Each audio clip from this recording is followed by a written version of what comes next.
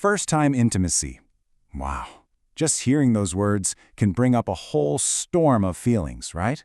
There's the excitement, the curiosity, and yeah, probably a whole lot of pressure. So today, we're going to cut through all that noise and separate the myths from what this moment is really all about. So think about it for a second. How are you feeling? Maybe you're buzzing with excitement, or maybe you're feeling a little anxious, or, more than likely, it's a messy mix of both. And you know what? That is 100% normal. It's a big deal, and it's totally okay to feel all of it. So where does all that pressure and anxiety really come from? Well, a lot of it starts with this huge gap between what we think is supposed to happen and what the experience is actually like. This is ground zero for where the pressure starts to build. And where do we even get these wild expectations? Honestly, they're everywhere.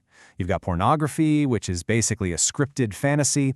Then you have stories from friends where, let's be honest, everyone's probably exaggerating a little to sound cool. And of course, you've got movies and TV shows that paint this perfect picture that has almost nothing to do with real life. Okay, this side-by-side really shows you what I'm talking about. It's night and day, right? The fantasy world tells us it's gonna be perfect, flawless, and last for hours. Like some kind of Olympic performance you get a score on. But the reality? It can be awkward, and that is completely okay. It's about feeling connected, not watching the clock. It's a chance to explore with someone, not follow some pre-written script.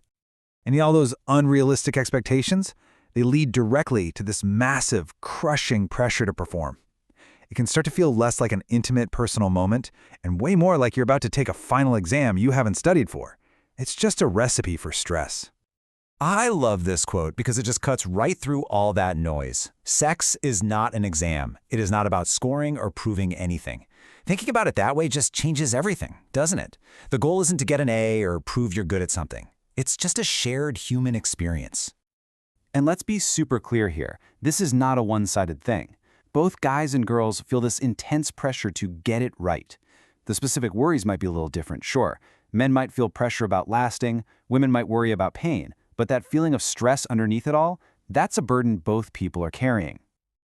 All right, now that we know where the pressure comes from, it's time to just tear it all down. Let's bust some of the most common and most damaging myths about the first time.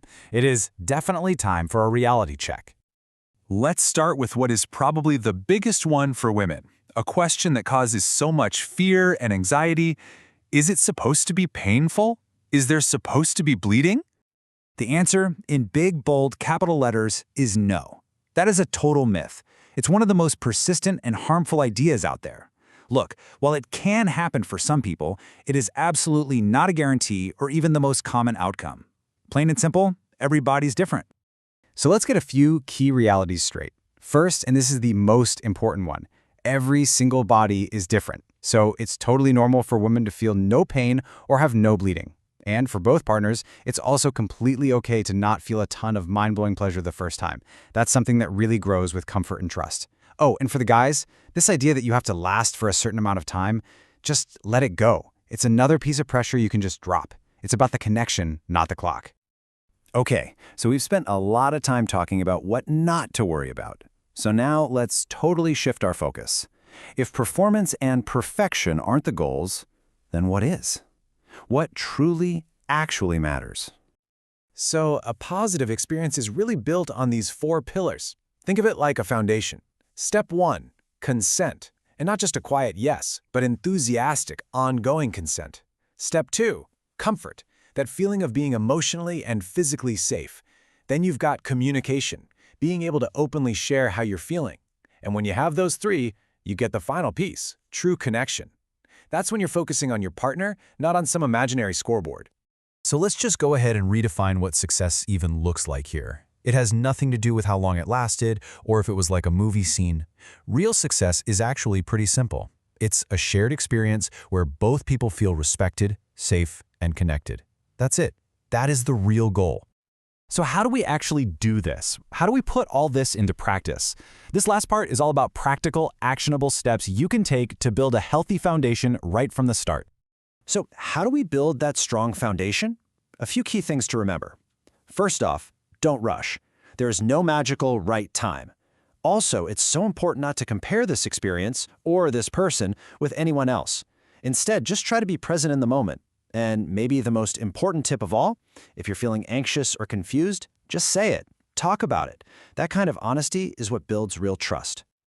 And I really want this to sink in. It is 100% okay to wait.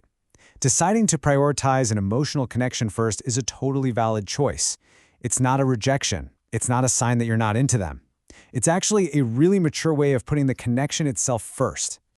So as we wrap this up, everything we've talked about really boils down to this one question.